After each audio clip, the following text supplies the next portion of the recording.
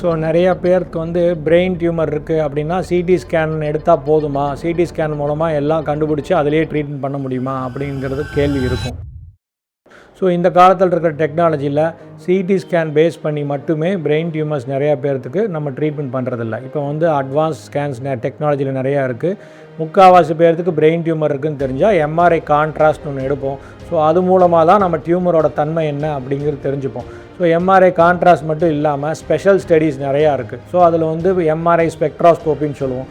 அது மூலமாகவே brain tumour வந்து உண்மையாகவே வளரக்கூடிய ஒரு பிரெயின் கேன்சர் மாதிரி டியூமரா, இல்லை கேன்சர் அல்லாத டியூமரா, இல்லை சீல் மாதிரி வந்திருக்கிற டியூமரா, டிபி கட்டியா அப்படிங்கிறது நமக்கு தெரிய வரும். ஸோ சில பேர்த்துக்கு என்ன ஆயிரும், செகண்டரிஸ் இந்த பிரெயின் சொல்லுவோம், வேறு இடத்துலேருந்து வரக்கூடிய கட்டி. இது வந்து அவங்களுக்கு பிரெஸ்ட் கேன்சர் இருக்கலாம், ஓவேரியன் டியூமர் இருக்கலாம், யூட்ரஸில் டியூமர் இருக்கலாம், தைராய்டில் டியூமர் இருக்கலாம். அங்கேருந்து பரவி வந்திருக்கிற மாதிரி டியூமராக இருந்ததுன்னா இந்த மாதிரி பேஷண்ட்ஸ்க்கு பெட் ஸ்கேன் எடுக்க வேண்டியது வரும்.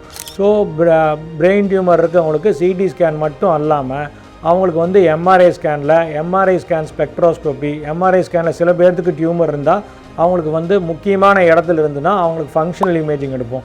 சர்ஜரி பண்ணக்கூடிய இடம் ரொம்ப உள்ளே இருந்ததுன்னா அவங்க டிஃப்யூஷன் டென்சர் இமேஜிங் எடுப்போம். இது எல்லாமே நம்ம இந்த மாதிரி ஸ்கேனில் இப்போ எடுக்கிறது மூலமாக தெரிஞ்சுக்கலாம்.